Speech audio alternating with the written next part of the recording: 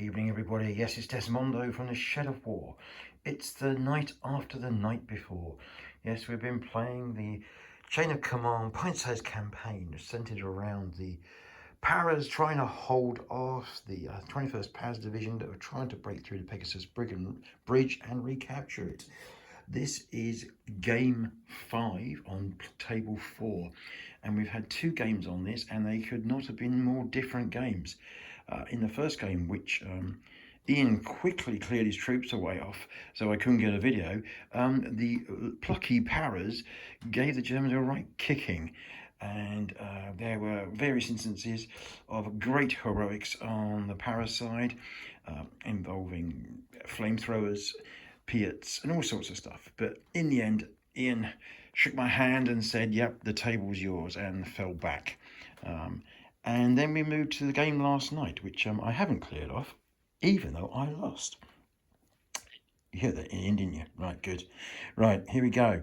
So, the Germans learnt a lot from their first assault. And the dice really were pretty even across the actual fighting. But what happened was the exact opposite happened in the first game. Now, those of you familiar with Chain of Command and know about Chain of Command dice, in the first game, I kept getting loads of 5s in my dice. I was building up lots of Chain of Command dice. I was using for all sorts of nastiness. And it really threw the Germans off. And they really struggled against this. And as a defender, having a lot of Chain of Command dice is, I've got to say, it's absolutely brilliant.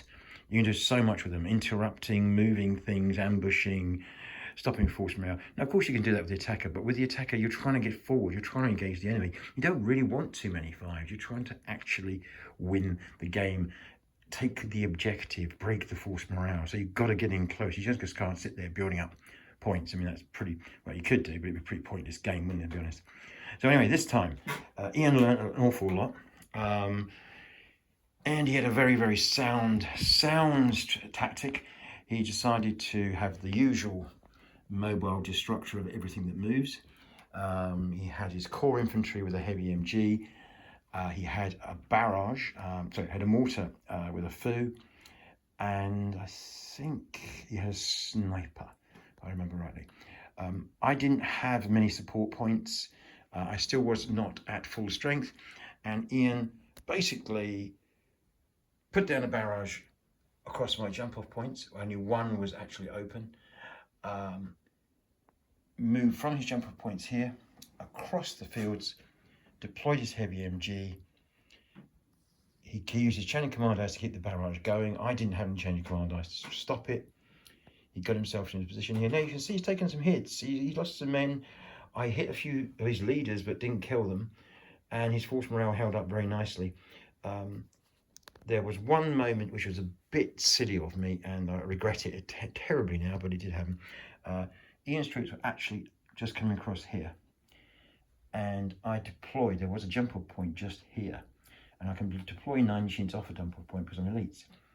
I deployed both my supports, which is a Vickers MG and a flamethrower, and I really hit Ian. He was hit, but it wasn't enough. It was just not enough to actually cause them to rout, retreat.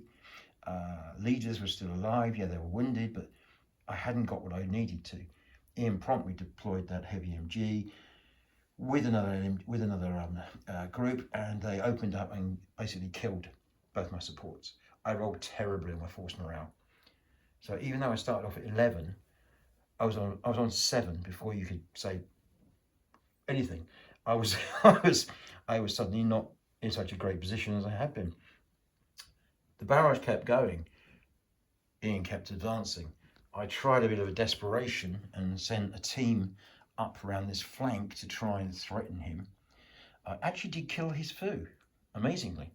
But then Ian deployed another WW2 group who promptly attacked the building, and my team, which was already being whittled down by a sniper, was overrun and killed. It was no touch and go. There was a lot of dice on my side, but Ian just rolled better, and that was the end of that. And of course, that caused another force morale. I still hadn't got a Chain of Command dice. I was really in trouble. I had to use the Chain of Command dice I did get to pull that jump-off point that was there back to here out of harm's way. At that point, the game was up. It was all over. So to be perfectly honest with you, I shook Ian's hand and left the table.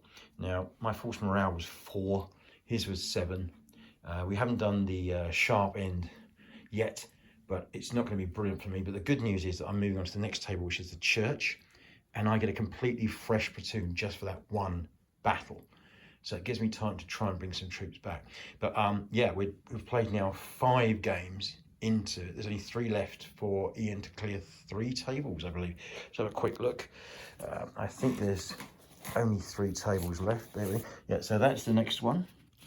And then, oh, sorry, oh no, there's only 2. So Ian's got two tables to clear in 3 potential games. So they're still going away tonight.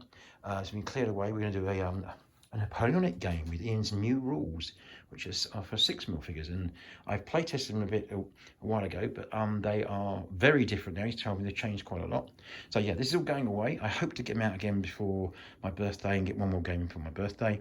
But what the real focus will be on after I pack this all away is, I'm going to be embarrassed to show you this.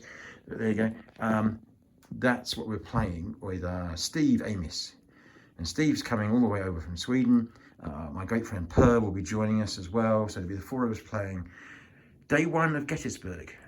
I may shift the tables around a bit to give us a bit more space, but that's what we're going to be playing. So anyway, and of course there'll be a battle report for that as well.